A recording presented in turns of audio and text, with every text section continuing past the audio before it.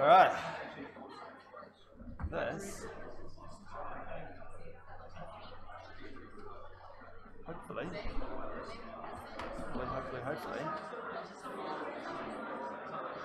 got an ad hoc. Oh, come on, media site. What are you doing?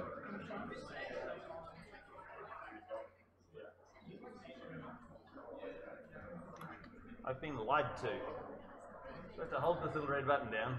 This little thing's supposed to start flashing to say, media site's recording. Oh, yay. There it's there. Oh, fantastic. Okay. Well, we do not want pictures of cats. Bugger off pictures of cats. You're going to have this there.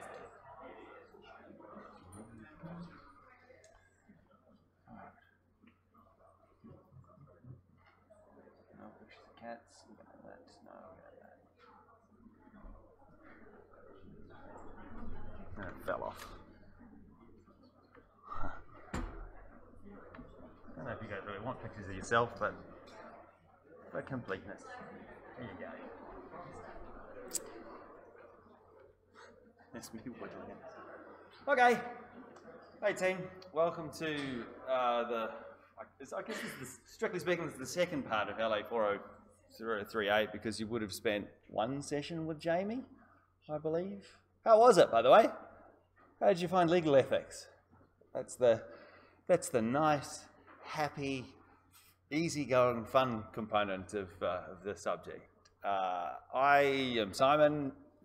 I think about 3/4 of this class have met me at one stage or another. Most of you, because I taught admin law for Jamie last semester.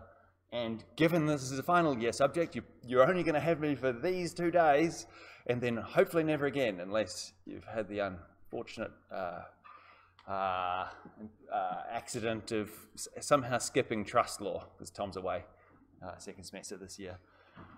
I have been teaching at JCU for 8 years. I think it's 2011. I, in fact, had the with a big smile on my face, bounced up to Rachel Bradshaw, who everyone knows and loves, with a big smile on my face, and said, "Hey Rachel, remember that lecture that you took that was over in Western Campus all that time ago?" And she's like, "Oh yeah, I remember that. Yeah, the one in the condemned room. Yeah, that had me in it." And that was 10 years ago. So 10 years since I started off as an undergraduate at JCU. And you guys, for most of you, are in the home stretch, which is, I guess, is kind of neat. Some of you guys I actually remember teaching your first semester, a handful of you. And yeah, you're almost there. Well, when I say almost there, this subject, as you guys are probably aware, it's not strictly speaking part of the law degree.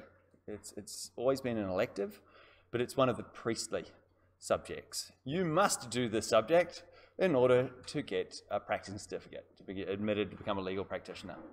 And this is the subject where you learn about all of that.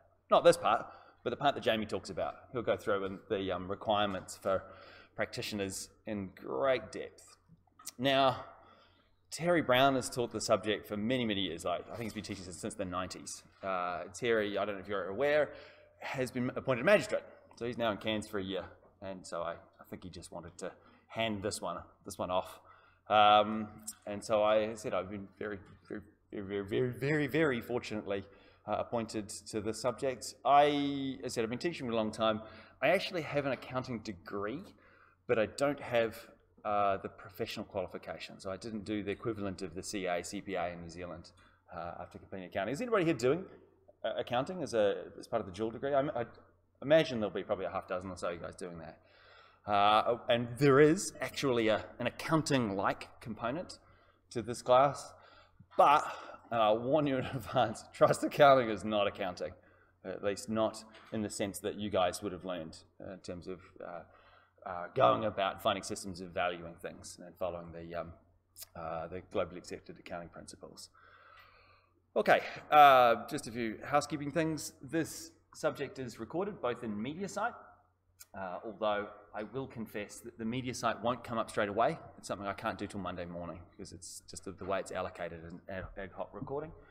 The lecture stream there is live streamed on YouTube, so you can just go into YouTube and grab it. I think at the end of each component it'll finish. I'm going to break it into 4 components, probably with a break in the middle of each of those. We won't go for the full 2 days. I guarantee you that. but you still have the opportunity, if you want to go through and thrash things out. I'll be in and around for the full time if you guys do have all sorts of questions. Textbooks and materials, there kind of aren't very many. Yeah, for both the legal ethics and for trust accounting, you do have to, how do I say this without killing a lot of trees? It's advisable that you have a copy of the Legal Profession Act and the accompanying regs. And the regs actually changed last year for the subject, which actually, I've got to say, has made it ridiculously easy. The regulations these days are very, very easy to follow. So it's just going to be tick and flick. In fact, a lot of the subject is going through various sections of the Act and of the regulations and saying, okay, you need to do this, this, this, and this. Any questions so far? By the way, feel free to just interject and interrupt and swear at me or whatever you need to do. Don't worry me at all. The Queensland, yes, first interjection. Probably not. Look, for this one, there's a couple of sections in each of them that you'll need, and to be honest, I've actually moved most of those, copy, pasted, and reformatted them into the lecture slides and to the outline. There's a text file, or docx file, that's in LearnJCU, which is all of the lecture slide material, just put as a single file. And I've done it like that so you can just go crazy. You can just copy, paste, and do whatever you like to it. It is there. Did anybody find that file? Hopefully it is there. Okay, good. Yeah, they are quite long. And I'm teaching the master students as well. And last year, I actually went and I printed an abridged copy of the legislation. So this is all you're going to need for the final exam. And it was 40 pages. And business students were horrified at the length of that document. Whereas from your guys' perspective, 40 pages for legislation, if that was all you need, that would just be, oh, that's saving you $50 worth of printing. So you probably get by with the things that are in there, but when I go and I'll talk about the assessment as well. So that part of that is that you're going to be doing it and using things online anyway. So it's kind of moot for the assessment part of this. So what I would recommend with the LPA and LPR, do what Jamie says, which is probably only print certain sections, I imagine. He's not big on killing trees. The trust accounting. Trust accounting is one of those areas which is very, very much driven by the legal profession itself. Legal profession, as you could imagine, and I'll talk about this in a bit more depth, has quite a vested interest in making sure that law students, who then go on to be legal practitioners, don't stuff this up. And so they have a series of guides. One of them is the Trust Accounts, Trust Accounting Guide, Trust Money and Trust Accounts. Seems like a bit of a tautological thing, but you can grab it either from LearnJCU or just by Googling it, or grab it from the QLS website. This subject, I've sort of taken what Terry's had in terms of slides and just tried to really align it with what the QLS have. So that most of the things are going to step through that. The one thing that I have done is to move all of the itsy-bitsy little rules that you kind of need to know but aren't core to the whole, really the subject matter itself. I've actually moved those to the end. One of the, I guess, minor changes that you'll see in this subject is that the assignment you guys are going to do is structured in a slightly different format. It's going to be a little bit shorter, and it's going to be in the form of an online test, which sounds easy, but it's not. The way that the assessment for this subject is going to work is that after I've come back from Cairns, you guys are aware that this subject's taught in Townsville and Cairns, so I'm flying up there next weekend. At the conclusion of that, I'll release I guess the question problem, which is going to read pretty much like an assignment, and it's going to have something similar to last year's, where you'll have a series of tasks to go through and do, much like the tasks we're going to do either today or tomorrow morning. And you can go to it if you want to, or you don't have to. It doesn't really matter either way. But the way that you'll actually be assessed is not through us looking at what you've completed in your workbooks or however you've gone to do your answers. You'll have an online test, and the answers that you've done as part of the assignment, you will use to answer this. So strictly speaking, the questions that get released, and instead it'll probably be the Monday after I come back from Cairns, so not this Monday coming, Monday after. I think you have 2 weeks to do it, and then the Friday 2 weeks later, there's a test. It's open for most of the day, and you have, not sure completely about the time, I think it's an hour. And the idea being, look, yes, you could sit down without any knowledge of the subject matter at all and do the test in an hour. You're probably not going to do very well, but you could do it. The idea is that you go away, do all the workbooks. Thank you, coffee. Cheers. Go away, do the workbook, fill it in, write the checks out. This is really good. This should happen in every class, by the way. That's awesome. And use the answers that you've got to answer the questions in the test. Does that kind of make sense? You guys, I don't know whether you've had tests like this before. I found that I haven't had any at JCU myself, but I've had them in other universities. Particularly, by the way, if you do electives, like if you want to do mining law or the law of AI and those things, you get, or if anybody's doing their PLTs through Australian National University, you get a lot of assessments that are structured like that. Here's the material, go to it, and we're just going to give you a test based on what you've done. So if you haven't done the assignment, you're going to have a hard time for that quiz. But in theory, you know all the material, it's all in your head.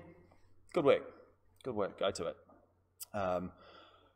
Does anybody have any questions about that, just sort of structurally? I imagine there's all sorts of, like, the minutiae people might be interested in. But has anybody got any questions at the moment about that? So it's not on responders? No, I'm not going to put it on responders, largely because, look, there's a couple of reasons for that. Yes, it's university policy, but you guys are literally final year law students doing the elective that's required to be legal practitioners, and during the test you might actually have to go and jump on the internet and research things. So all of those things mean that from my perspective, in terms of assurance, going back to the university and saying they don't need responders, I'm completely comfortable with that. And I'm also completely comfortable with the fact that you won't be able to just go to Google to get the answers, not for trust accounting. So again, I'm not trying to be a bit of a smart ass about that. It's doing the work. This stuff, the mechanical stuff, is going to make the difference. Okay.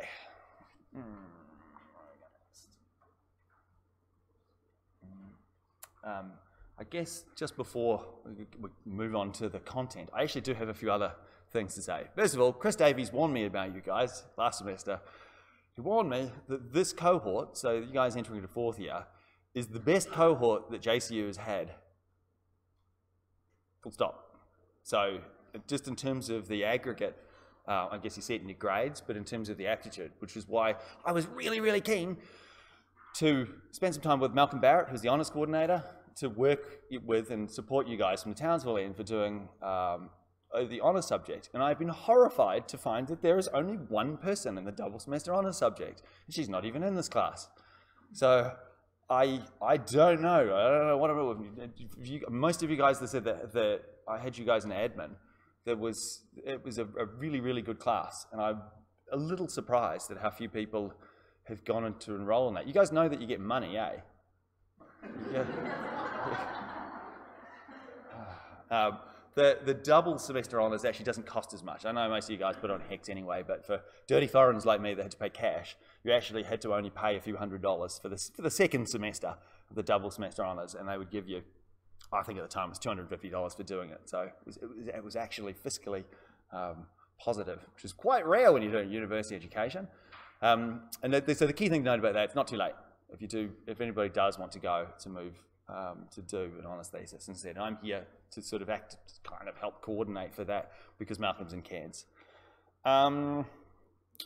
Yeah, I think that's pretty much it for the subject. Remember that you're not getting examined in the final exam on trust accounting material.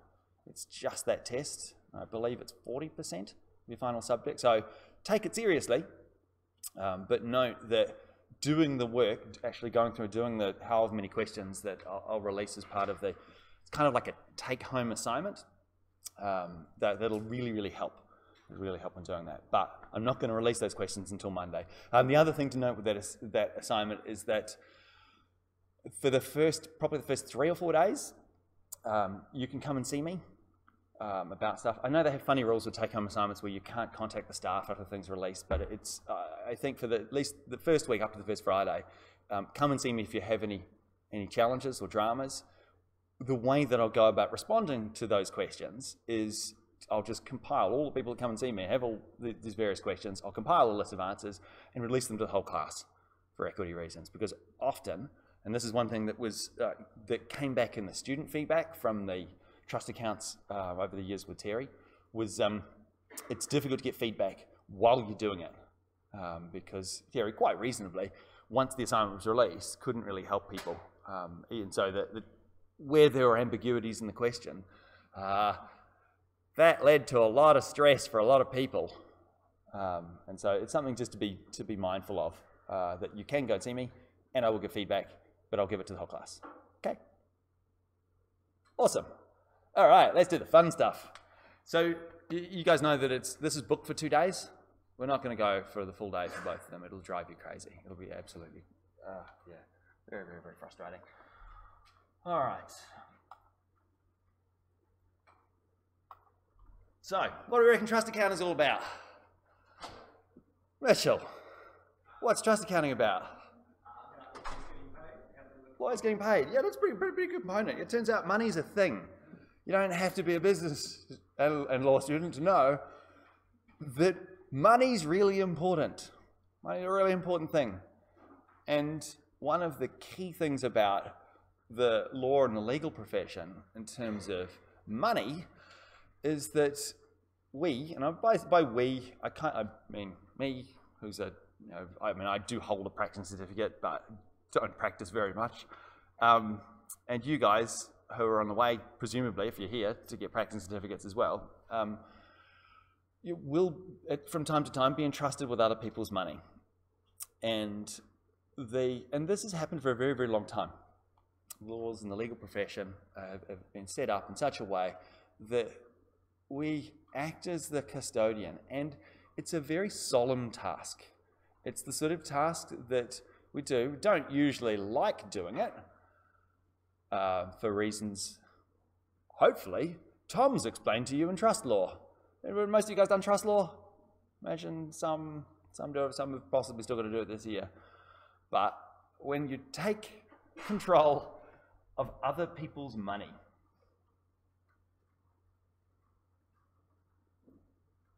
OPM, taking control of other people's money and looking after it and acting as custodian for that money is something that it's actually core to legal practice. We're doing, grabbing, holding on to money and distributing it according to law, often to the client's instructions. But the way that duty is, imposed upon us is very, very, very strong. Now, we can, wax lyrical about us as legal practitioners wanting to do good for society, wanting to go into the world and help people with their transactions and act as a go-between for people when resolving matters to estates and the purchasing of property and so on. But there's also a far more sort of cynical side to it, is that as legal practitioners, from time to time, you want to be paid. So there are very structured rules about the way that lawyers can go and get paid. And I'll talk about that, or it's actually at the end of this particular module. We'll talk about how lawyers can go and get those costs out of trust accounts. But I think that the key thing at the start to note is that it's really a solemn task, taking money and acting as a custodian of it at a very, very high duty. Now, for those that have had me in earlier subjects, when we talk about duties and the categories of duties and how strong those duties are, when you're thinking about fiduciary duties, way, way, way up at the top, these are the things that you'll be held to a very, very high standard. And if we can sort of think of that as a hierarchy, fiduciary duties way, way, way up the top. And to be honest, lawyers and trust accounts, probably even higher than that. And then you've got sort of lower categories of duties, the duty of corporate directors, the duties of You have things like negligence, and all the way down to the very, very weak sort of duties we have at law, like bailment. But when you're dealing with other people's money, the legal profession for a very long time has governed and managed this, because from time to time, people do naughty things. Lawyers are human. Lawyers are human, and from time to time, our human frailties catch up on us, and lawyers go and take money, take their clients' money and do things with it. In fact, the whole reason that they have legal ethics classes and trust accounting classes is pretty much can be summed down to boil down to one sentence. Don't steal your client's money. But from time to time, lawyers will steal their client's money.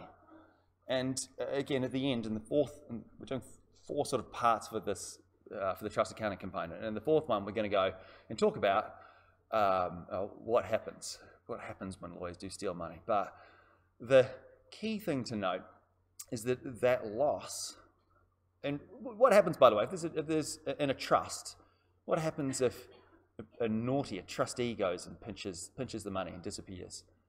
What's going to happen? Do you guys remember any of those rules, like the first in, first out rule? And the they all sort of vaguely rings a bell. Remember Tom talking like this about this, that, and the other thing. You may also have remembered that partnership law. Remember the duty of partners to each other? Most law firms are as partnerships, and so partners are responsible for the naughtiness of their fellow partners. Well, the idea being that if a partner pinches money from the trust fund, the other partners are the first ones that have to bail them out. What happens if there's not enough money there?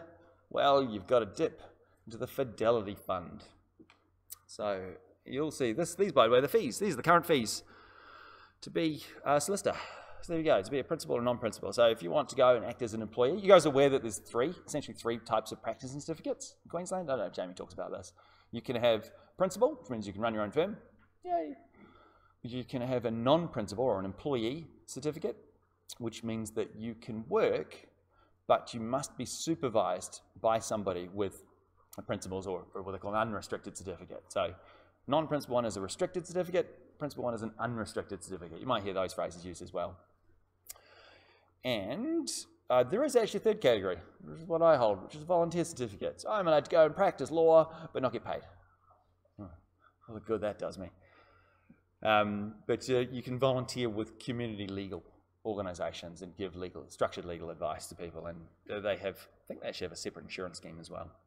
But you'll see down here, there's a Fidelity Fund contribution. That doesn't seem like a lot of money, does it? $15. That doesn't seem like much at all. And it's not. It's not. But make note, and Terry, and I'll draw a lot, by the way, from Terry's material and recordings. Firstly, because the guy's brilliant. Secondly, because he's been teaching this since the 90s. And thirdly, because, well, I've sort of inherited his subject, so I'm trying to follow as best I can. But he notes that in the mid-90s, there was a particularly bad instance. And so all of the solicitors in Queensland had to cop up $2,000. That's the other thing. It's socialised, all right, but it's socialised on the legal profession itself. So you pay a little bit each year because we recognise that from time to time, lawyers are going to, make a mistake here and there. Just got a little bit of money. I think there's something like 8,000 legal practitioners in Queensland. So what's that? 80 grand? 8,000? Something like that. It's not a huge amount of money. Is it principal, non-principal? Oh, you have to do community legal, so I got to pay $10 for mine. Yay. No, well, kind of. It's a good question, actually. You'll notice at the bottom there is a professional indemnity insurance as well. The Fidelity Fund is designed to compensate people when money gets pinched from trust accounts. That's really what it is. It's about that dishonest aspect of it. Whereas the insurer, and the Queensland Law Society uses a company called Lexon, which I was going through and having a little look. Lexon is actually registered in Singapore. It's wholly owned by the QLS, but it's registered in Singapore. So they're not subject to any of the Australian regulation of insurance bodies too, which I smiled sweetly at. But Lexon is to do with your professional negligence stuff. So if you give bad advice and bad things happen, and look, to be honest, in this day and age, that is the most common mechanism that money has to be paid or repaid to clients. Fidelity Fund, I mean, I'll smile sweetly and say, because there are such rigid rules of trust accounting, and it's so well taught in the universities and the PLT courses, and you've got to do it as part of your continuous professional development, in terms of dipping into the Fidelity Fund, it's become rarer and rarer. So just, you know, that where it's got the indemnity insurance down the bottom, does it have a number? No, it doesn't have a dollar. Yeah, I'm not sure whether they'll have that there. I'm not sure what those amounts are, but that's for when people make mistakes. Fidelity Fund is when trust account money goes missing. And it's socialized. That's just the key thing to know. Somebody pinches a whole sum of money, every lawyer in Queensland has to pay for it. And that's why, by the way, QLS are really, really happy to make you guys do trust accounting in the undergrad degree, make you do trust accounting in the PLTs, make you do trust accounting as part of what we call a practice management course if you want to change certificates from a non-principal to a principal certificate, and make you do trust accounting every year as part of continual professional development. So if you guys are bored out of your brains by the end of the day, oh boy, have you got some fun to look forward to every year when you do that. I think it's an hour of TA. Okay, any questions on that?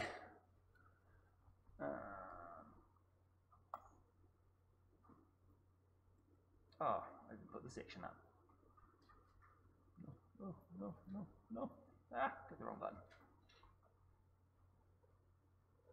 Okay, I have.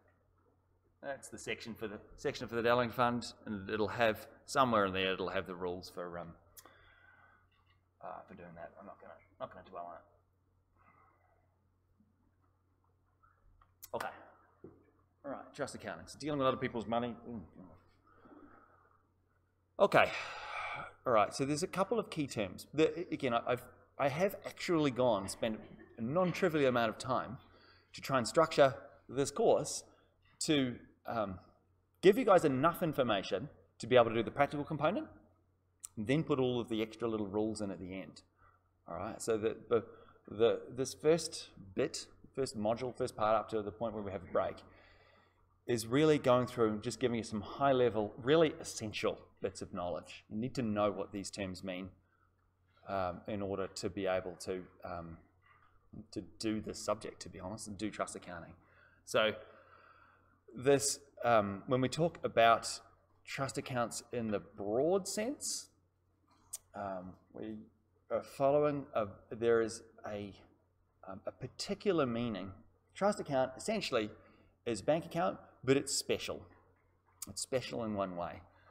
Now there are a couple of different types that I'll talk about soon, controlled money and general money and so on, but for the key thing to note here is that when I'm talking about trust account, that's the superset, and that includes controlled money accounts and as well as general money accounts, as well as investment accounts. But for most of this subject and all of the practical component, we're going to be talking about a specific type, I guess, of bank account, which we call the general trust account. That's the generic term that's used both in the regs and the legislation and the trust accounting guide as well. And so the key thing to note, and again, think about this in your mind, just from the simplest sense, when you get clients' money, somebody's going to go buy a house and they need to give you the deposit and for you to hold and then pay a real estate agent or whoever at some stage, or do some searches, or later on pay your fees. When they give you a check and you go to put it in a bank account, all right, there is a specific bank account that all law firms have, which is called the general trust account. And there are specific rules for how these things are set up. There's actually a limit to the types of banks you can go and put them in. ADI, have you guys come across that term before? It's an approved deposit-taking institution? No, something, I can't remember what the I stands for. Bank and credit union is what ADI is, but the trust accounting, the Queensland Law Society actually limits that. You can't put it in any old credit union. You can't go to Bank Misu over there. Why you'd ever do that, I've got no idea, but you can't go there. You can only go to the Big Four and a handful of the other banks. I think there's 12 or something in total. So approved ADI is a subset of all of the banks and credit unions.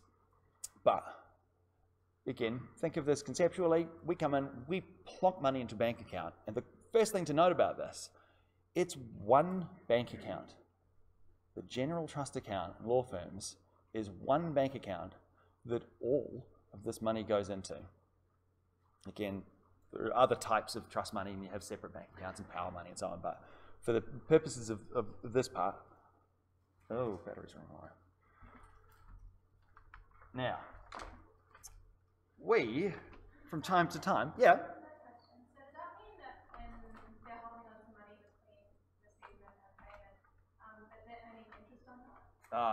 Interest has its special rules. I think it's in there somewhere, but general trust accounts do not earn interest. So there's some trickery actually, and I'll talk about it now. When I did this subject 8-9 years ago, whatever it was, there was a specific mechanism. The Queensland government, you guys know the Queensland government's got no money, no money. Federal government has lots of money. Oh, you guys done constitutional law? You remember constitutional law? Remember this, the vertical fiscal imbalance? Yeah, we paid attention in constitutional law. We know about this fundamental flaw in our democratic system where the states are all broke and go to the federal government with their begging bowls. The Queensland government's got no money. One way they tried to get money was saying to the law practice and the Law Society, when money goes in these trust accounts, we want the interest. And they made the law firms do all of the calculations, get all the interest, and then pay the check to the Queensland government. It was the dumbest system. And I said to Terry at the time, that sounds outrageously dumb. And he's like, yeah, it probably is, yeah. But it took them, said, yeah, it was 2011, I think I did the subject, so it would have been 2017. They scrapped that. So the Queensland government, which they should have done a long time ago, cut a deal with the banks that says all of the interest that would be accrued in trust accounts comes to us. So it goes to the government. Now, there are mechanisms around that, and it's actually, I think, the final module of the fall we'll talk about with the, we can set things up specifically to be put into separate investment accounts that do earn interest, but there's some separate rules for that. But by default, they don't. It sounds a bit silly, when I say that, you don't get interest. So when you give, you're buying a house, you give it, put it in the trust account for your lawyers, and you've got to sit there for a few days. $800,000, a few days interest, that's a non-trivial amount of money. That's going to buy you more than a lunch. So it's something to leave in the back of your mind, particularly when dealing with money that's going to be in a trust account, a general trust account, for more than a few days, to move it out. Because you guys may also remember in trust law, this duty to not let trust money go to waste. So people that are executors of estates and things like that actually have a duty to make sure it doesn't decrease in value. Does that sound familiar? I'm vaguely getting some vague nods. So by default it doesn't. Now, just the key thing from here, this is just the high level stuff. We should go into the sections a bit later. Key thing to note though, the general trust account is where all of the general trust money that comes into the firm goes into. The office account is the generic term that we use to describe the firm's money. If we need to go buy some stationery, we need to go and buy some office chairs, that's the firm's account. And when we want to get paid, we want money to go into the office account. That's our money. Trust account money belongs to other people. Office account money, our money. Exactly. Okay. Would you believe it?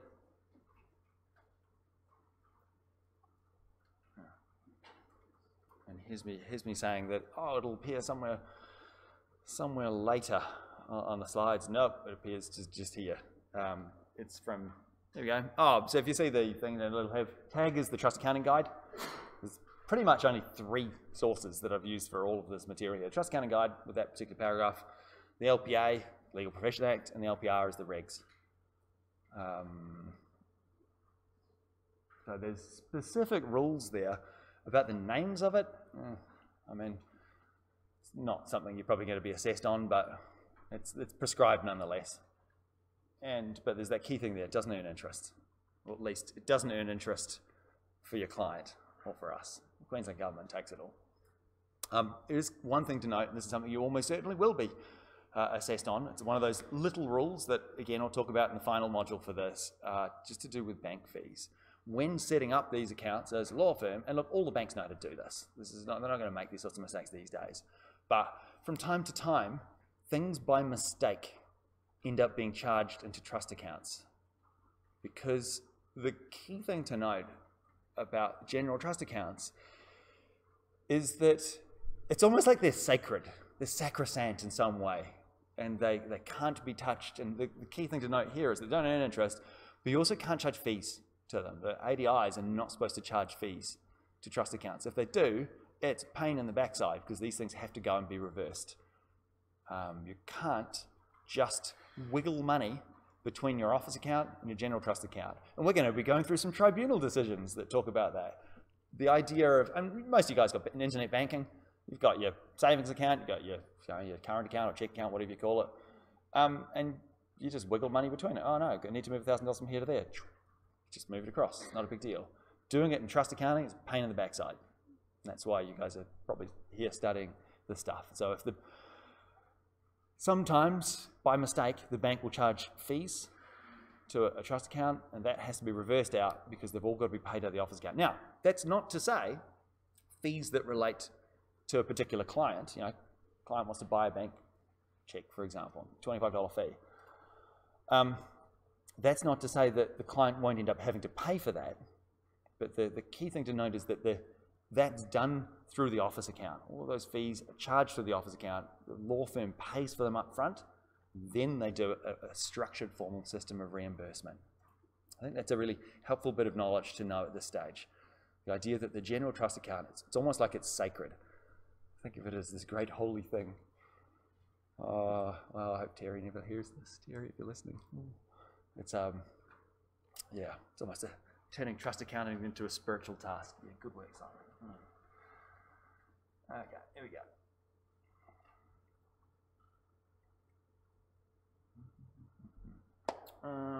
11.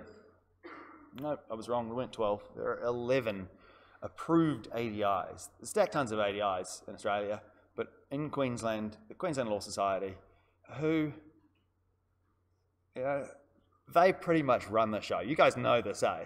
The QLS, they have a lot of power in terms of, I mean, obviously they're the body that's really tasked with regulating the Law Society. And Jamie will go into this with a bit more depth. But, you know, at this stage, you're allowed to be a little cynical about it. You're allowed to appreciate that you guys are entering an industry which essentially is a protected monopoly. We don't want people to be jumping into it.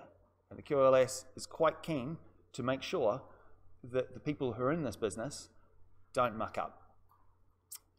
And one of the things that QLS isn't too keen on are fly-by-night cowboy credit unions, because they're a little bit riskier. And remember, if one of the credit unions goes broke with a whole bunch of trust money, who has to pay for it? Everybody in this room, probably, at some stage. And so I think, you know, some things you look at, you've got to look at it a little bit cynically, a little bit critically. Why have the QLS decided to limit the number of banks to essentially the big four plus a couple of other relatively large ones? And that's just risk. One, even though before I said that accounting and trust accounting are different things, there is one theme.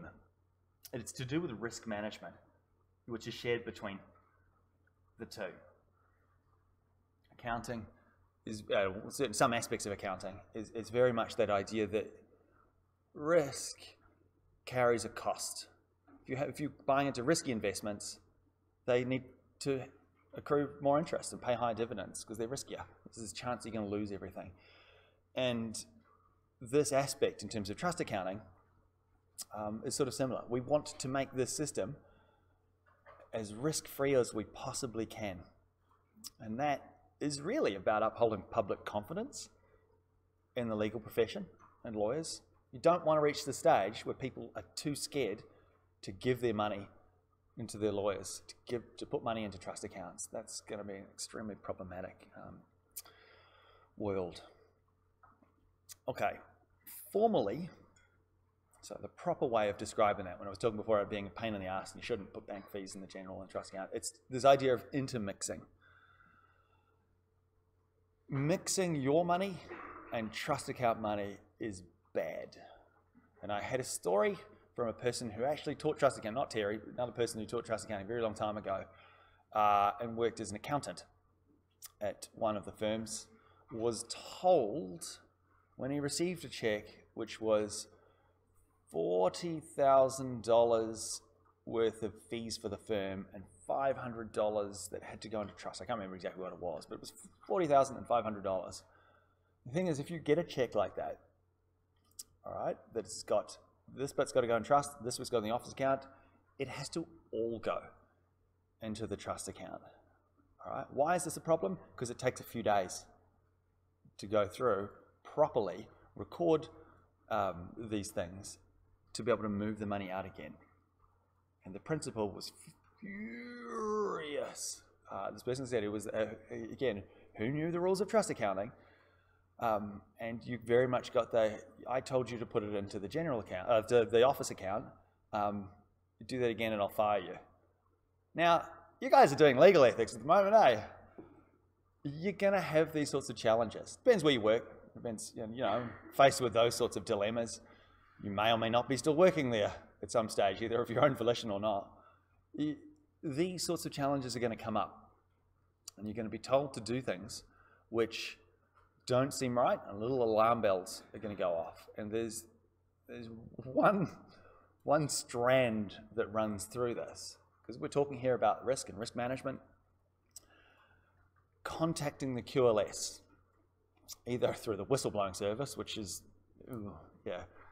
can be, that's a blunt instrument.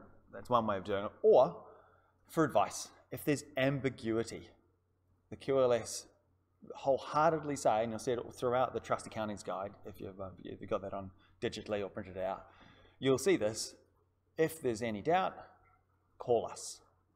Go through and call us to make sure that we will go and decide one way or the other whether money is or isn't trust money, or at least advise practitioners one way or the other, because it's about risk management. If you don't know something, there's a bit of ambiguity one way or the other, tell people about it, because these things can come back and bite you. And the difficulties with doing things with trust accounts, and the difficulties as practitioners making mistakes doing trust accounts, they can have some quite grave consequences. So there we go. So yeah, by default, if you've got a single check that's supposed to go one in this account, one in that account, some in the trust account, some in the office account, it's got to all go into the trust account. And that's it. And that is the safer option. Putting money into the trust account is the safer option. It's just more of a pain to get it out. It's the inconvenience. And that can matter though, by the way, if you need the money.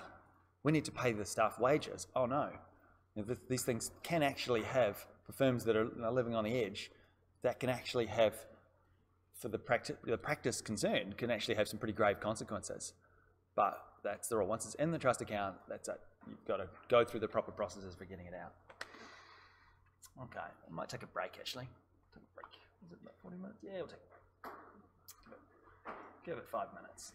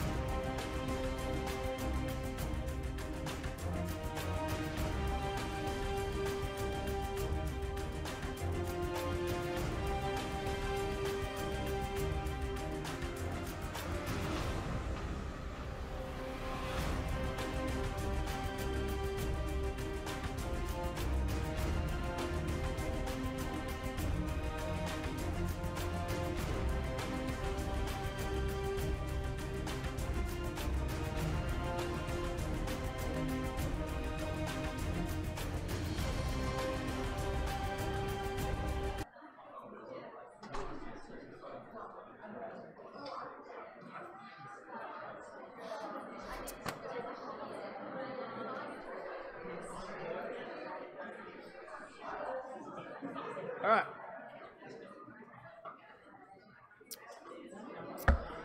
Okay.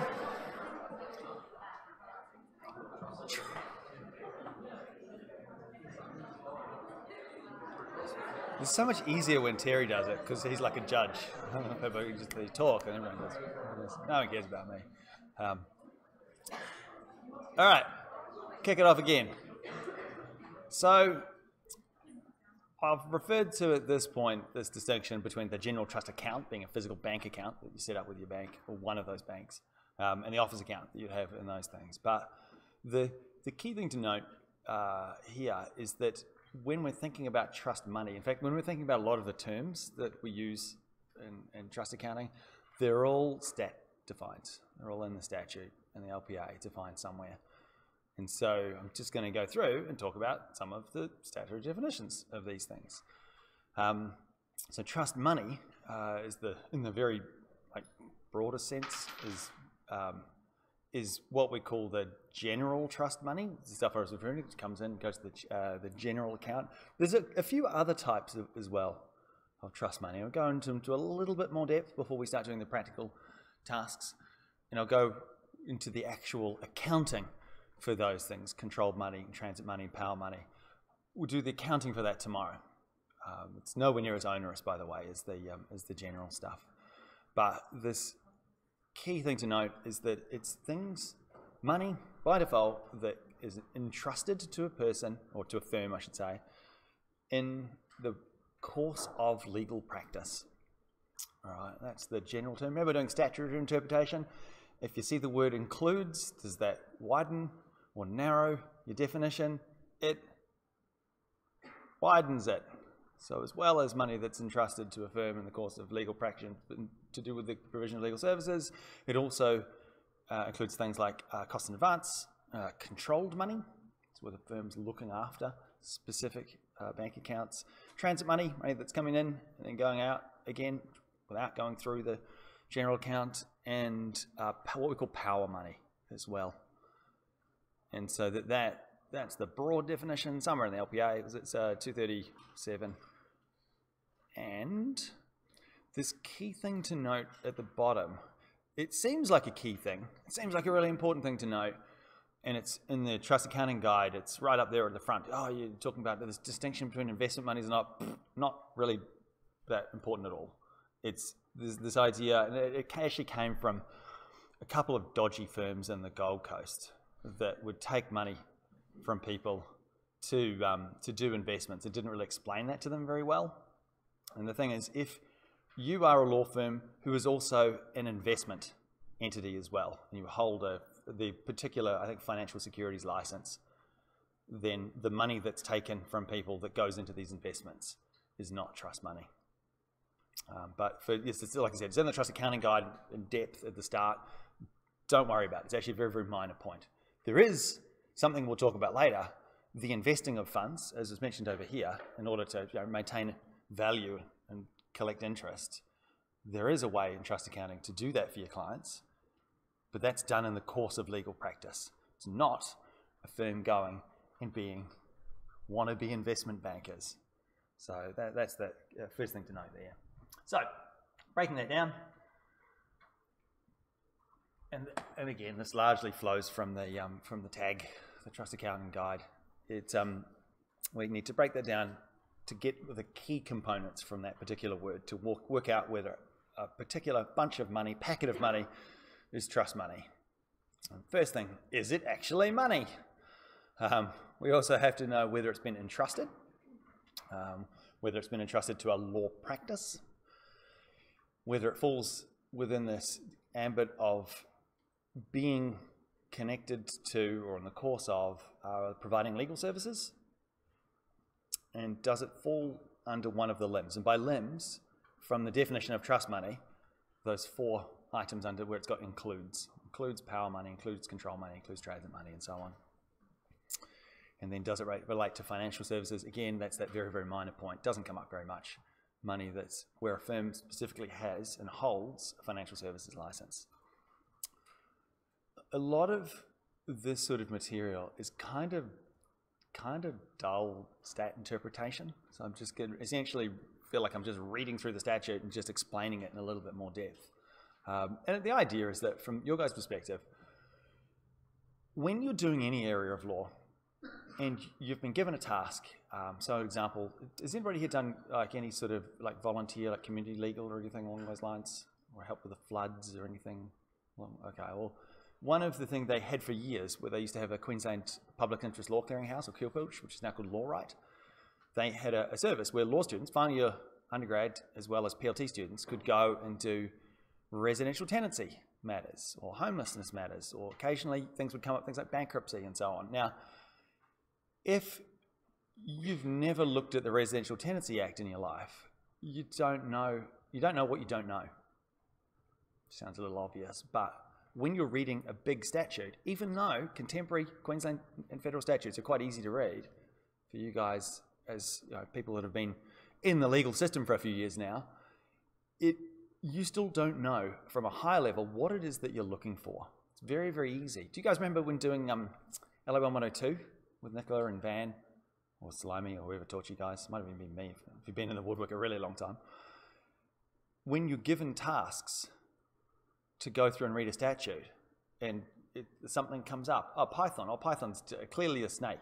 There's Python in the problem, it says snake here. Well, no, you have to actually go and find the actual definition of that in the statute. Things that seem very, very obvious to a lay person, you guys as lawyers, and those that are in the process of becoming lawyers, know that things that are obvious to lay people are often not. Things that seem straightforward and simple, ordinary, the ordinary meaning of words, are often modified by statute. Parliament's come along, narrowed, widened, changed, modified, redefined particular terms. And that is really the difference between the experienced practitioners going and reading statutes in an area that they know nothing about, and relatively recent ones. These guys will take longer to come to a solution.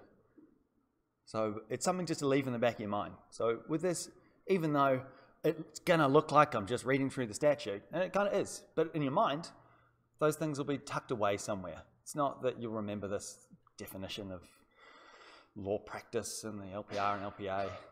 It's really just knowing at a high level, oh, hey, vaguely remember this, you need to go look it up. And you guys, by the time you're in fourth year law, should know how to go and do that mechanical task. Actually go do the research to find things. Does that kind of make sense? Because it's something I hope you guys do sort of take away. There's also little bits and pieces that I hope you guys take away from these sorts of courses. And one of them is that idea that the more you know, the more you realize you don't know, which is terrifying. By the time you're becoming my age, you'll know nothing, just like me. Okay, so the first limb of that, money. This just comes from the tag guide. Money is actually not defined in the Act.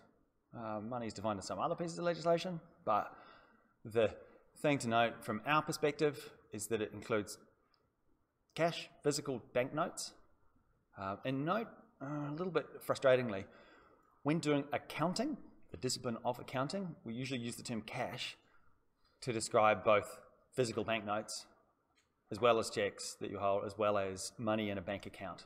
Cash is usually the most common definition in accounting, is to do with money in a bank account. Here, we mean banknotes, physical $50 notes. I would open my wallet, but I clearly don't have any in there. That's what we mean by cash, and we're also checks as well. Has anybody here not done Tom's, the module on check law and for commercial law? Has anybody not done that module? Because, oh yeah, well, I mean, yay, you've got something to look forward to. You don't, strictly speaking, need it. I'm not going to assess anything that's required to do from the Checks Act. There's a tiny little bit of stuff that we do when we go and physically writing checks out. You guys, I guess you get to learn it in advance. Has anybody written a check in the last 12 months? I'm curious. Has anybody written any checks? Chelsea? A few others? There's like 3 people in the room have physically written a check. I personally have not physically written a check since the 90s. It is this archaic dinosaur of a financial instrument. I don't believe retail stores, I haven't even checked. I believe anybody here working retail do people ever offer to pay in check? Yeah. Do you take them? To settle accounts. Ah, okay, sure. So they've got accounts. But not, you wouldn't do it for a purchase of less than, what, $300 or $400? Checks are just fraught with risk and danger. But legal profession is a bit of a dinosaur, and so trust accounting is very much geared in checks. And so the process that we're doing, even though there is a whole bunch of computerized stuff, which we talk about at the end as well, it's actually grounded in this physical act of writing out physical checks and recording things on the check butts and things that, like I said, some of you guys might not have ever written in your life. And that's good. It's a good, healthy thing because they're fraught with danger.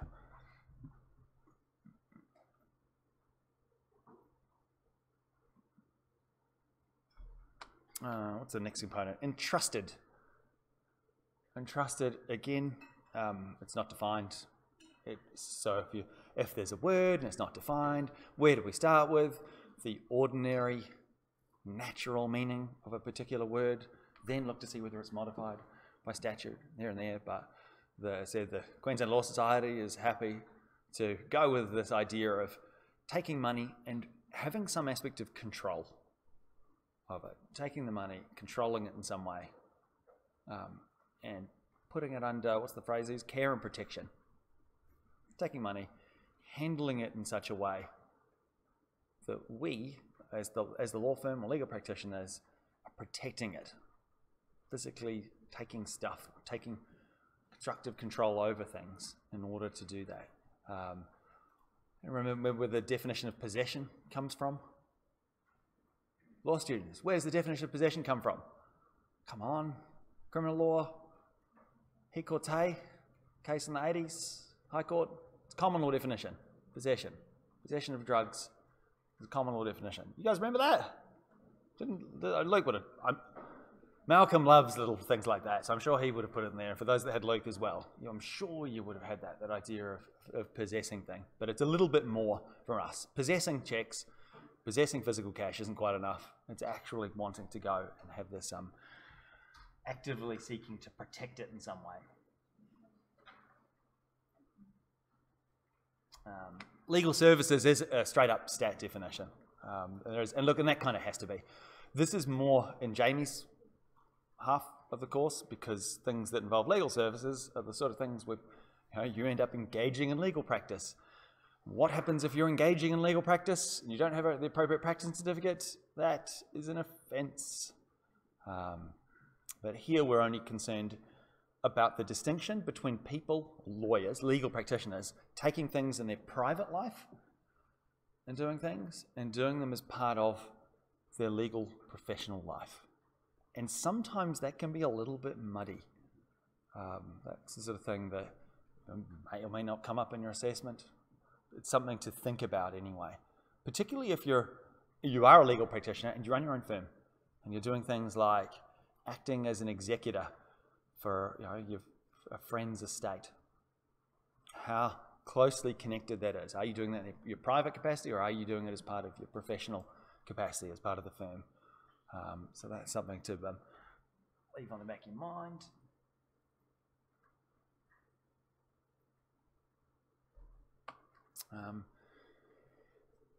And this one's interesting. You're trying to work out, it seems like the most obvious one, what is a law practice? But it might just be worth breaking this down a little bit, just for you guys, but largely for your benefit going forward. Now, the key thing to note, you guys at this stage are studying, doing your law degree, then presumably most of you will do the legal professional placement, what do they call it, PLTs, professional legal training course. Most of you are through College of Law, some of you through ANU, and a bunch of you maybe through one of the other vendors. Those are the two main ones.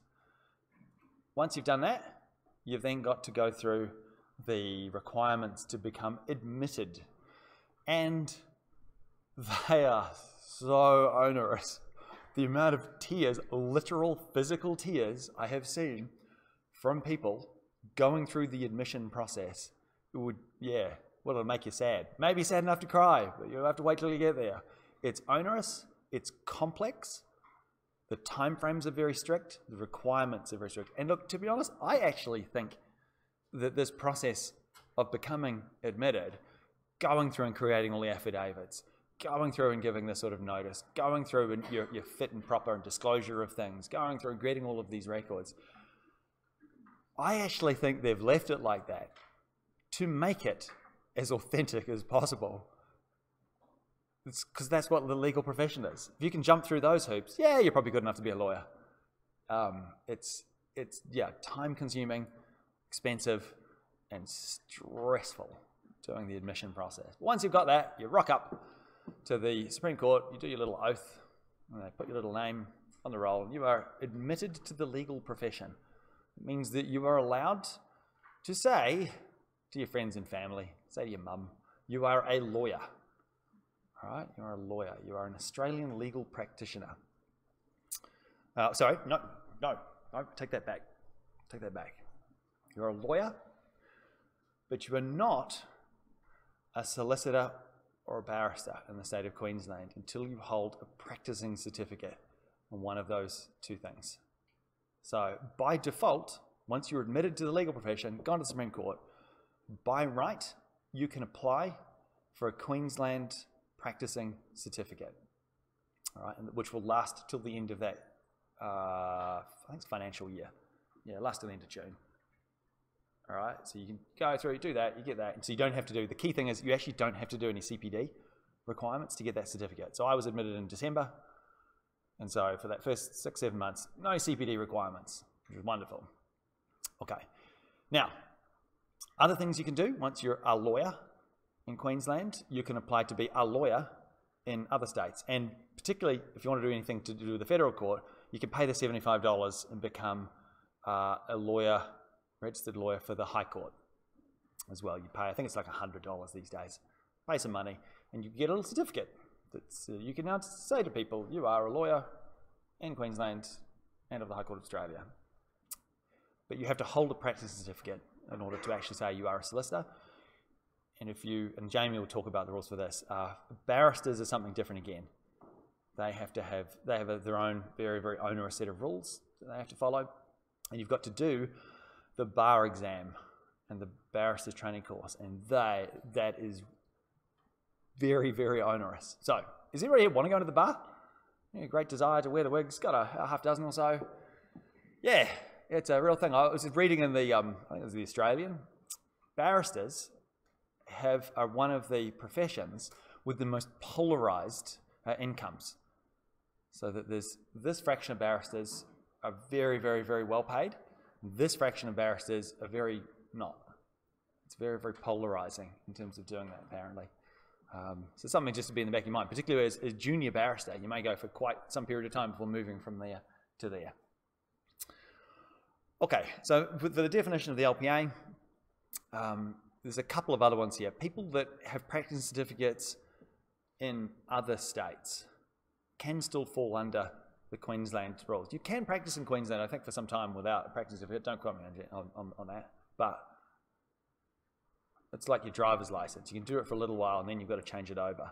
But for the purposes of the trust accounting rules, we want you to fall under that straight away. If you were handling people's money in the state of Queensland, we want you guys to fall under that ambit. Okay. And just note that law, where it's got law practice, that's wider than a firm as well. Christy, can you turn the aircon? Is the aircon off? I can't tell. I'm going, it's so hot down here. Right. Right.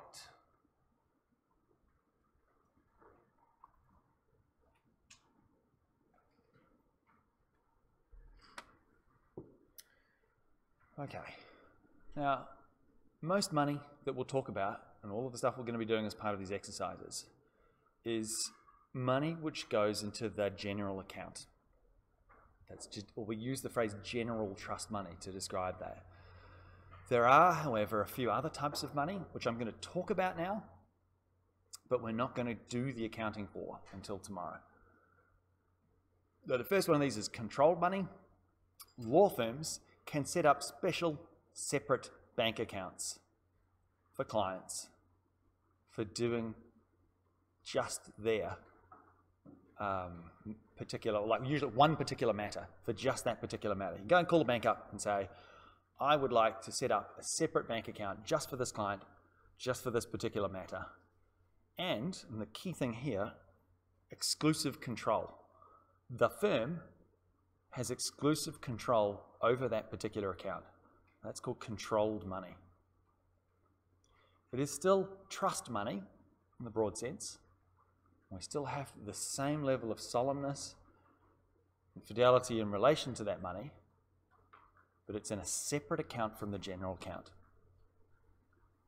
And it's got to be done in writing. All of these things, I mean, pretty much everything in the legal profession has got to be done in writing, but it's set up and is separate. Okay, so that's the first one. So it's a separate account. It's got to have a very specific name, you know, that controlled account of Bob Smith in relation to the buying and selling of 1 Smith Street.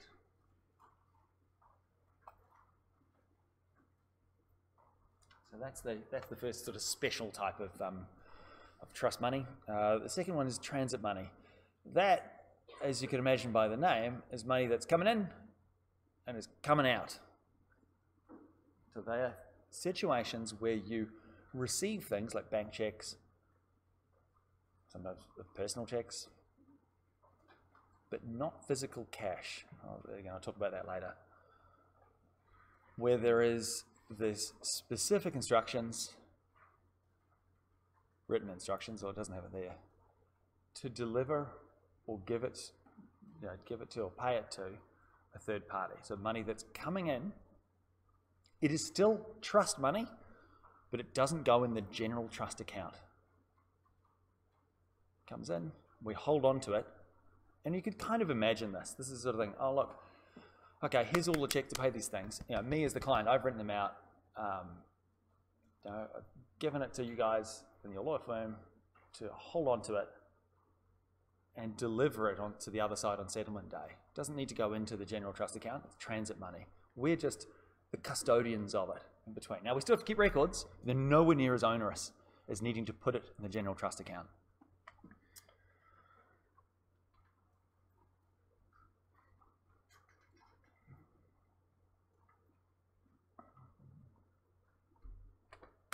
All right, the third type of, I guess, special category of money is what's known as power money. Now, this idea of lawyers having powers. We do have powers. In fact, it was quite amazing. Actually, somebody was walking through the law school. One of the things, once you are a lawyer, is that you can, you're eligible to witness federal oaths. Can't do Queensland oaths. I don't know if you guys are aware of this. You've got to be a JP under the Queensland Oath Act to do affidavits, but you can as the federal ones. So somebody was walking to the law school and did a little thing. Powers of attorney. That's a pretty big one. People, do you guys know what power of attorney means? Well, clearly you do, but it's the idea that people can reach a point where either for health reasons or sometimes for financial reasons, sometimes both, they need to get others to do things for them from a legal perspective. When would this come up? Michaela, what sort of times, what phase in your life would you need to be at when you want other people to look after your money for you? When you're old. When you're old and you're sick, when you think bad things you think are going to happen. Sometimes it can happen but just before people go into you're going to go have major surgery. You can actually be young, go through to have major surgery, and have been known to set things like that up. You can have them have sunset clauses. Hey, here's a POA, it's going to stop here. You can have advanced health directives for people to go and look after your health when you become incapacitated. You can set them up now if you wanted to. You know, hey, if I get hit by a truck and I'm not going to have any of my faculties, I want this person to be able to control my healthcare options. And that's only to do with healthcare stuff. You can also have a separate power to do with financial stuff. And if by default you haven't set this up and the court needs to appoint someone to do that, who do they appoint to do it?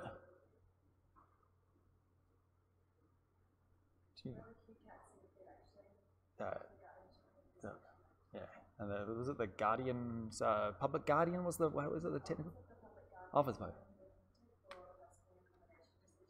Oh, really? It's the PT for financial, yeah. I was thinking of the PT.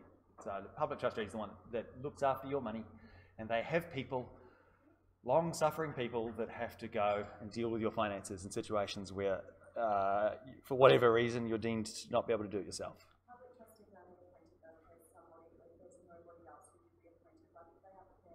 Yeah. Yeah. Leaving. Could you guys imagine, by the way, leaving somebody like your sibling in full power to deal with your own finances? Yeah, it's a little bit scary. The thought of my brother controlling my money, that scares me a lot. Okay, couple of things. Oh, so just make note, I've put the register of powers here. We're actually going to do a little bit of accounting on that later on. All right, so this next one.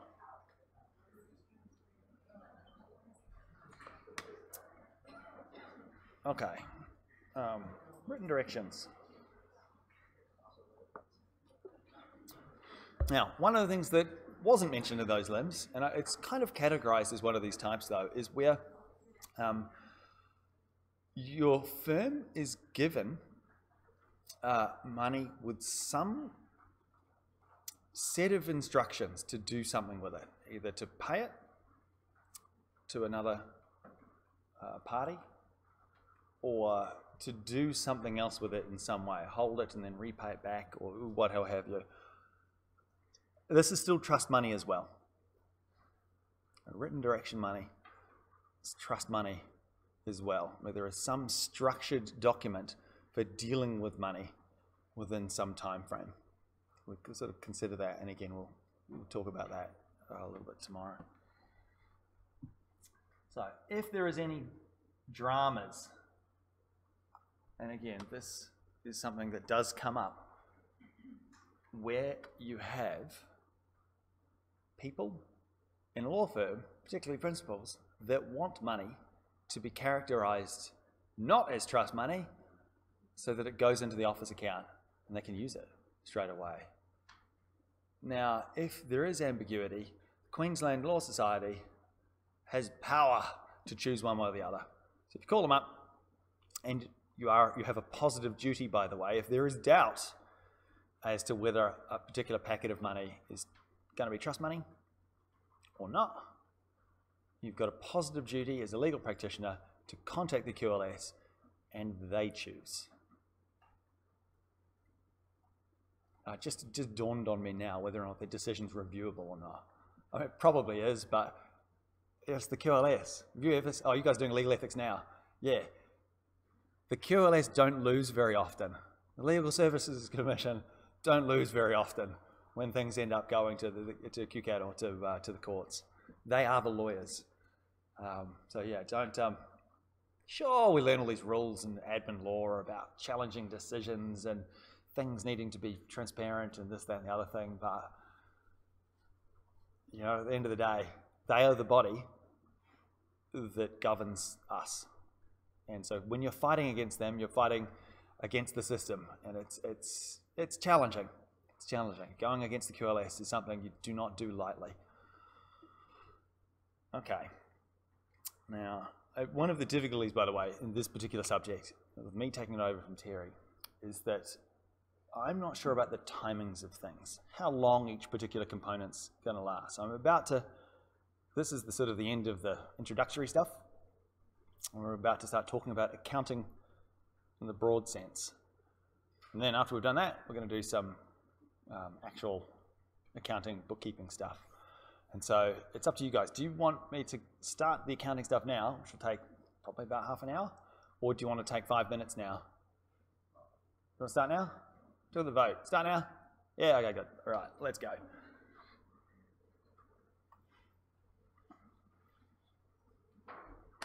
Accounting is not as dumb and boring as it seems.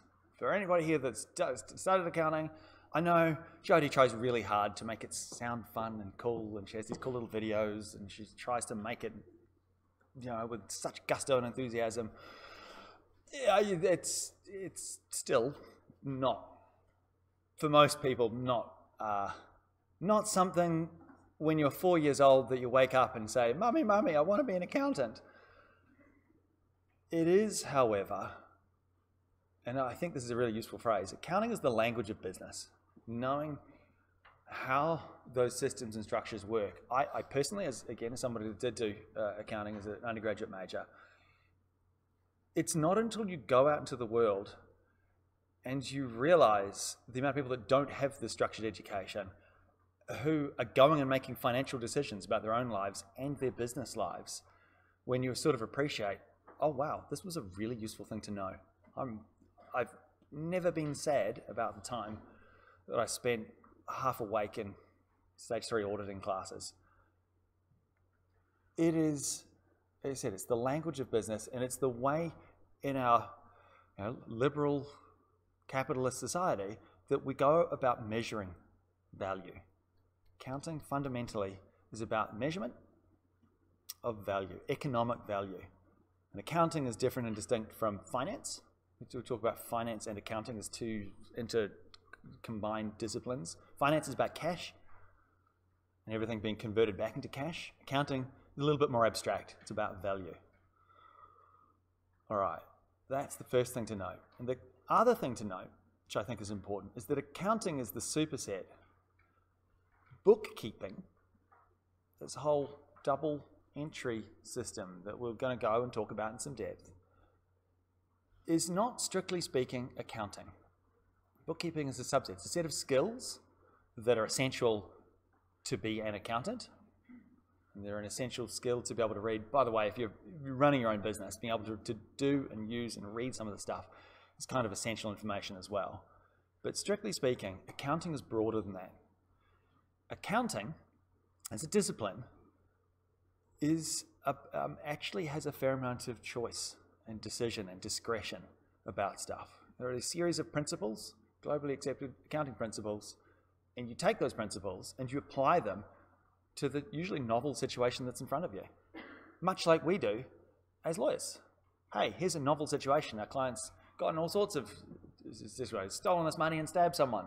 What's going to happen? We need to go and analyze that. And from an accounting perspective, it's more than just this bookkeeping entry, recording the numbers and doing that. There's a lot more discretion and thought that goes into that. And it's something I mean, it's real easy to diss accounting.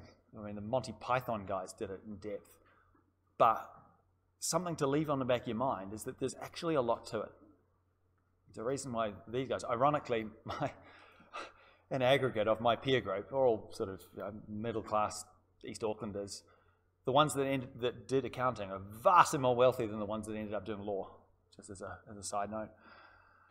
But the key thing I want to note about this, trust accounting is not accounting.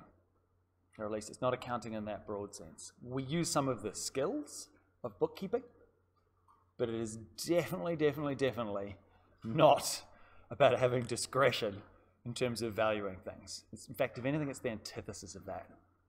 It's the opposite of that. It is about following these carefully crafted, prescribed rules to the absolute letter.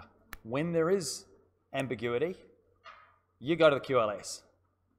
You ask them, and they tell you, and then you do what they tell you. It is about reducing risk through following a very structured series of rules.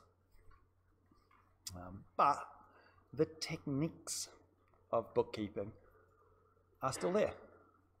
We will go through, and I'll talk about that, which is why I'm going to teach you guys, very basically, accounting, which for all those that are doing double degrees, that have already done this as a major, this is going to seem like child's play, but the rest of you, oh look, you're going to learn something, hopefully.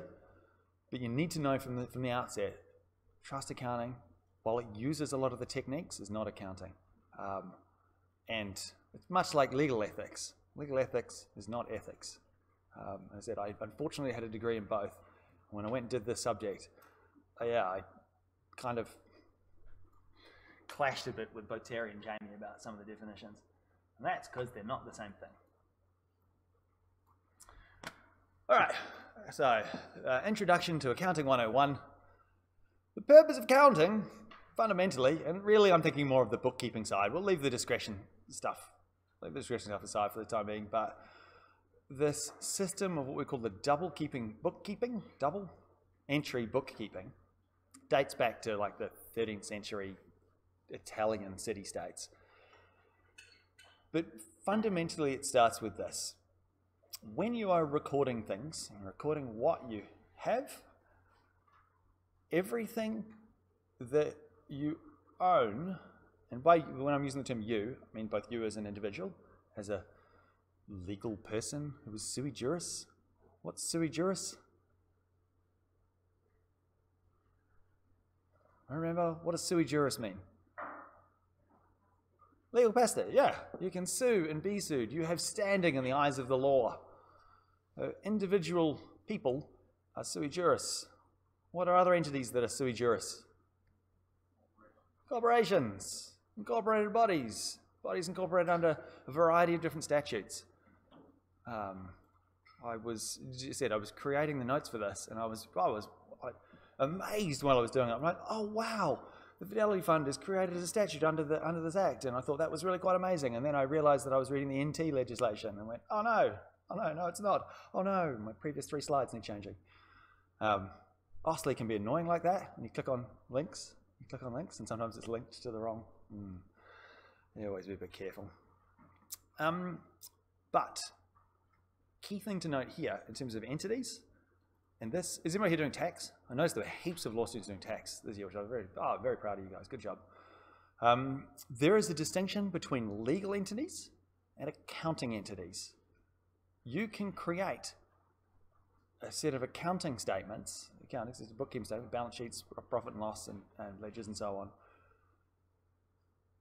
for things that are legal entities and things that aren't. And the classic example of something that is an accounting entity, is not a legal entity, is a trust. And when we are doing trust accounting, the general trust account, the thing that we are doing the trust accounting for, is not a legal entity.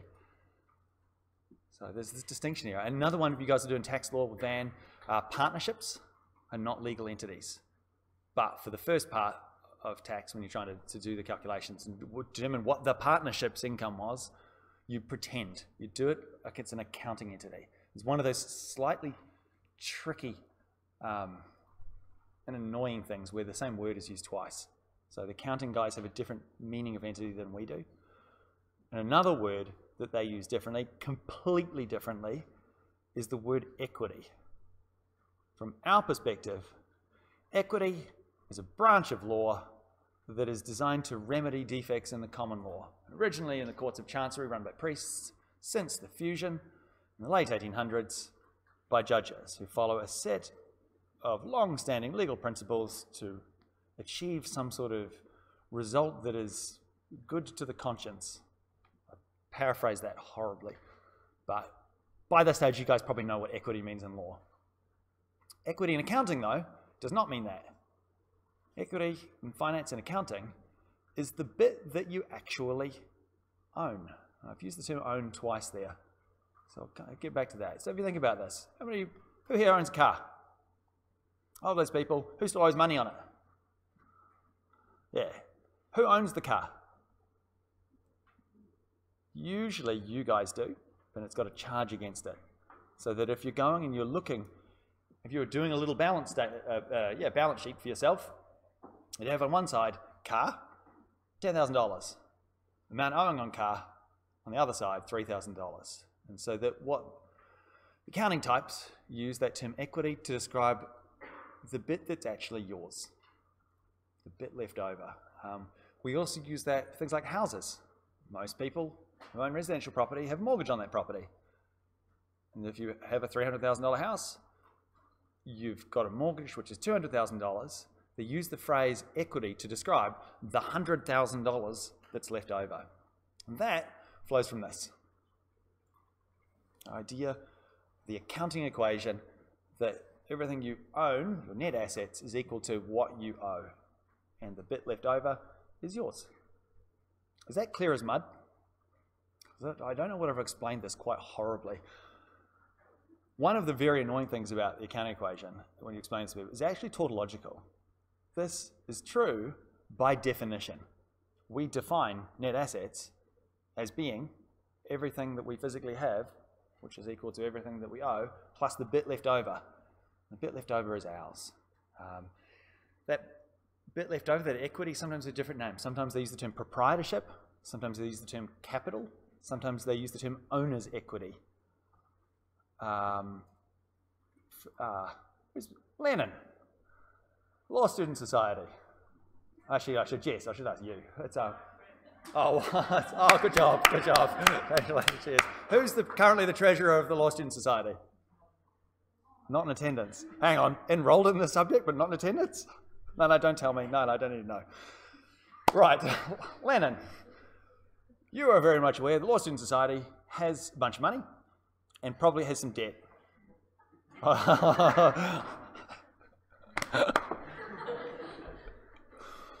right, well, I'm just going to pretend that a hypothetical Law Student Society that I hypothetically handed off as the treasurer like 5 years ago with 14 grand has some fraction of that left over, right? Yeah, good. And assuming that same Law Society, say for example, you do the ball stuff. You've got to pay a deposit, 3 grand. So now you've got 11 grand left. You've got to pay the balance of 10 grand once you've got all your money left in. So at that particular moment in time, you've got the deposit and the cash. Those are things ostensibly you own. Suppose you say if you say it's loan. And then on the other side, you've got what we call the members' equity, or the amount that the members collectively own, which is the bit in between after you've accounted for the liabilities, the amount that you still got to pay. Which is not a very good example. Pay the ball people, whoever they are. What's the place you guys went to last year? Did you go to the casino last year? I don't even know. I only go when I get free tickets. That's all. Steve, yeah. Not from you guys. Steve buys them. So that's the accounting equation. That's accounting 101. At the highest level, I'm going to go and zoom into that into a little bit more depth because we do need to know this, the structure of accounting in order to be able to analyze the trust accounting component.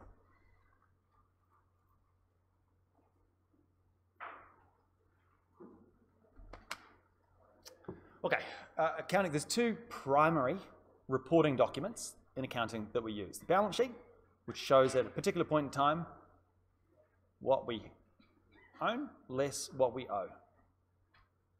And so here, is that visible? Oh, that's probably fine. So here you've got an entity, proprietary limited. It has a bunch of assets, and this total, can I see that down there? Yeah, that total down there is what we call the net assets. And then on the other side is the stuff that we owe to other people, or in the case of that $600, to ourselves, the bit left over.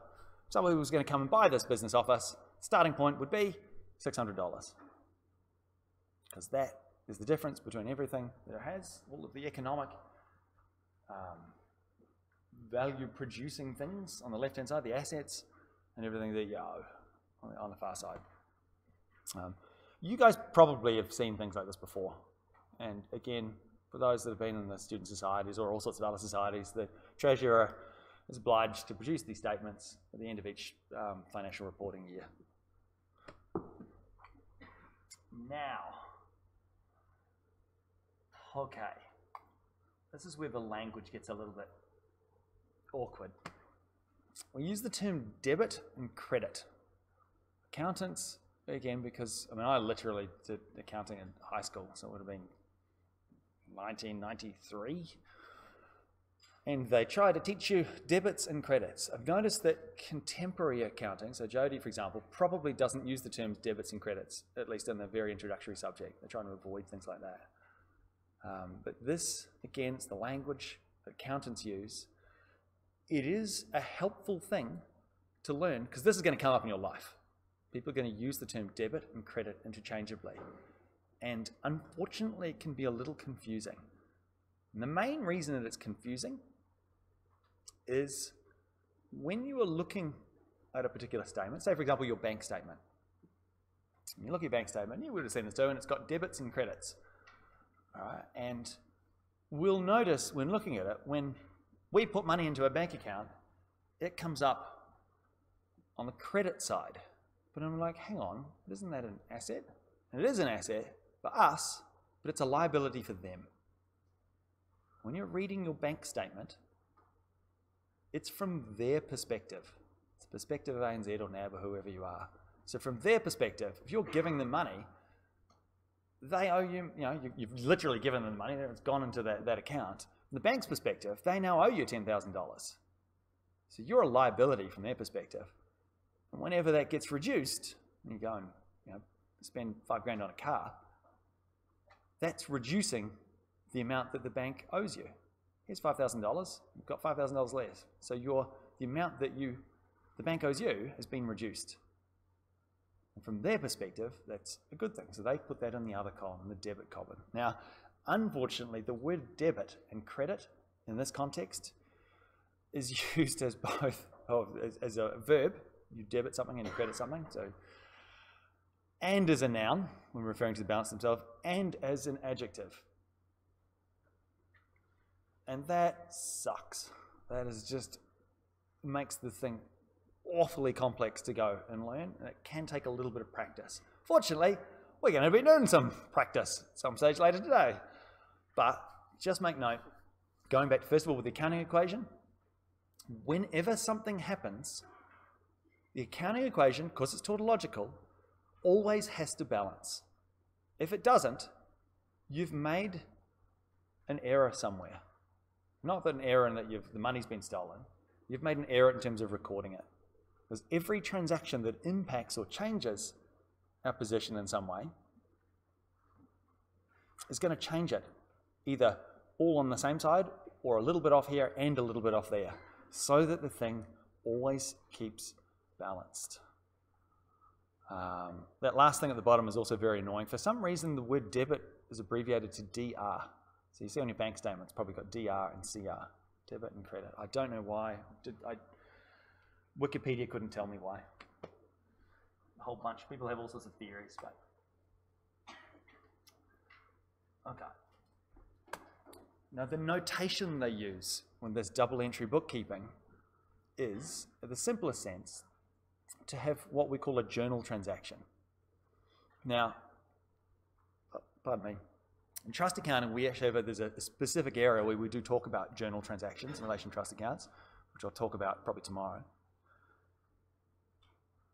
But when you are doing Accounting 101 and the task that's given to you is record us selling $100 worth of our trading stock for cash. Right. And again, I've simplified this. I'm not talking about income and expenditure and all that. Just think in the very, very simplest sense. Just in terms of net assets, all that's happening is our trading stock's being reduced, we'll say by $100. And what's the thing that's being increased? I'll talk about revenue and expenses, but leaving that aside, just in terms of the actual assets themselves, it's your bank account. You're getting money, you're losing stuff. And a better example might have been the one at the bottom where you're buying an asset. You buy a car, it's worth $10,000. $10,000 comes out of your bank account, and you've got a $10,000 car. And yeah, you're right. When you drive a car off the showroom, it's no longer worth, you spend $30,000 on a brand new car. The moment you drive it out of the showroom, what's it now worth? Less. Doesn't matter. Some amount less. But the determining of what the value of that car is at any given point in time, that's a pure accounting task. In terms of the bookkeeping exercise, we gave them 30 grand.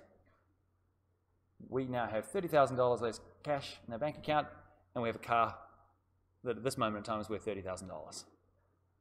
And this is how you go about recording these journal entries. You have this debit entry to represent, in this case, the asset which is increasing in value. And a credit entry, in this case, represents the decrease of that asset. So that's that noun and verb things. We are debiting our asset, which is the bank, by 100, and reducing the other one, crediting the other one by $100. The accounting equation still stays in balance. And all that would change assuming that you did both of these, equipment and creditors,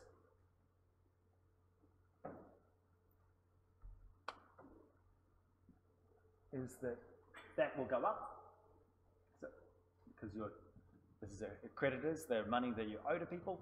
Credit one's going to increase, and on the other side, trading stock, was it equipment? Equipment? Don't even remember. Yeah, the equipment's debited by $400 to increase it. Now, yeah, everyone's like, why are we learning this? This is the, this I said, this is all of Accounting 101 in the space of 20 minutes or so.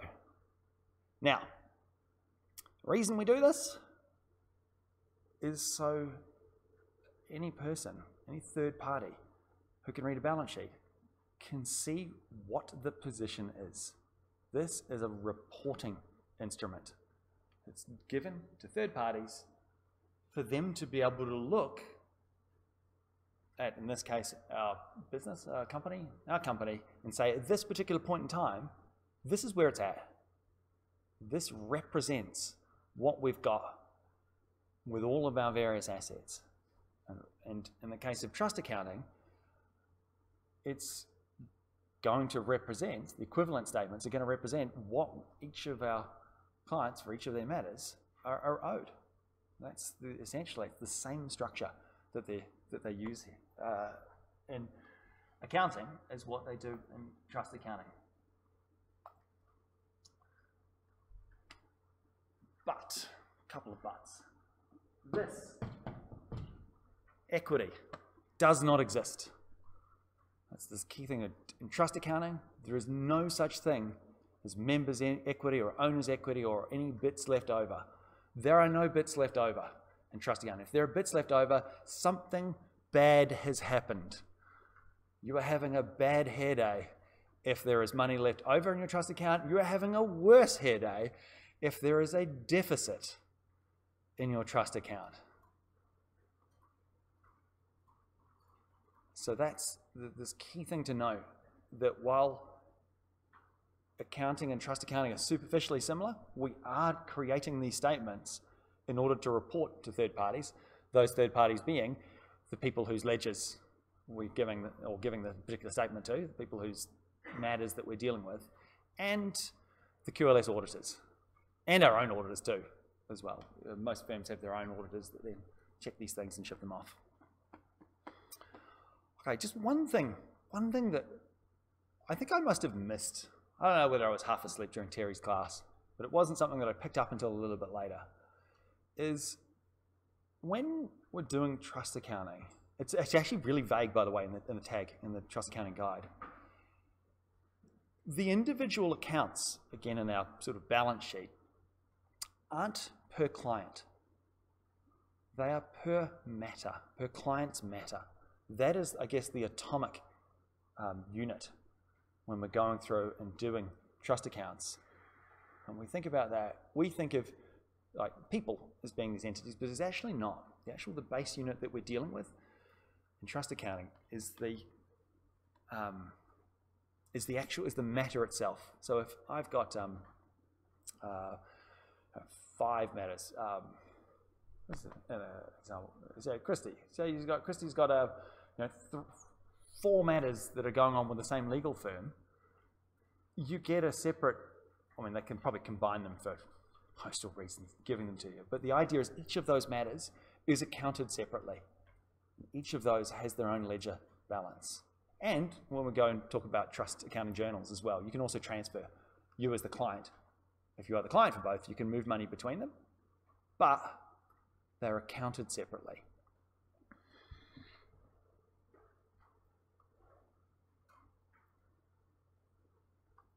And so here, for example, this is a real made-up concept here. A not real balance sheet looks something like this. So you'd have, I mean, you could list it by names on the side, but if you think about it in terms of matters, that's the key distinction here. There's only one asset when we're doing this accounting for, again, we're thinking of the general trust account, and that is the money which is in the trust account. That's it. That's all that's on that side.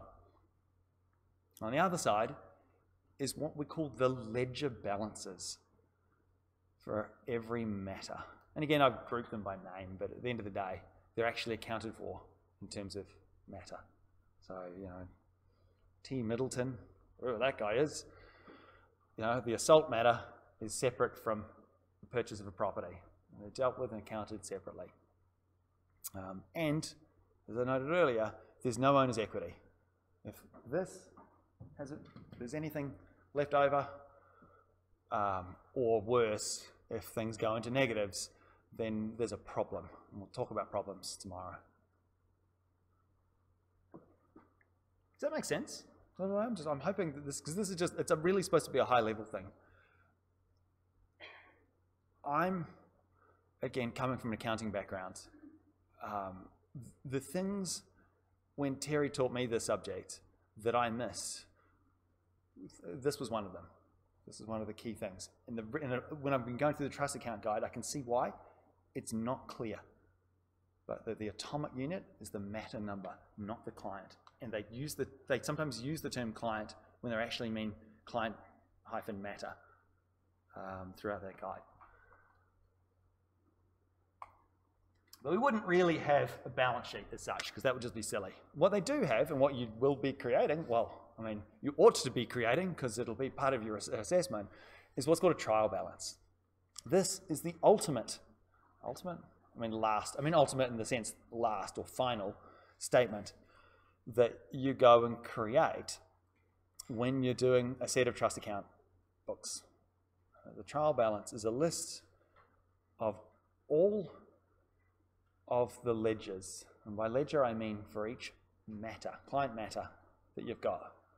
And in theory, all of the ledger balances should equal what we call the reconciled balance. Why is it not the actual balance that's in the bank statement? Because things like you might have received money but not taken it to the bank, or you might have written checks out and they haven't been presented. So we have to do that reconciliation process. Boring as, but we've got to do it. It's mandated. That's part of the subject. So that's part of our task in a little bit later. Okay, now I am going to take a break because 11 o'clock, don't have an early lunch, and then we'll come and do the, it's probably best actually, go and have an early lunch now, and then we'll come and move on to the next part. So that's, formally this is the end of the first part of the 4, which is to learn about accounting in the broad sense, and trust accounting in the broad sense, and see the relationship between accounting and trust accounting. And when we come back, we'll start actually doing some exercises. Oh yeah, it'll be great fun. And I'll go through each of those. So we'll take, I reckon 45. Do you want to come back at midday? Well, what's the time now? It's about 11. It's quite early. It's only 11:05. I mean, it's up to you guys. It's really, it doesn't worry me either way. But if you like, we can go until midday. Come back at midday, and then we'll do this. It just means we can smash it and get out of here early in the afternoon. That seems fair. We'll do that. All right. See you guys at midday.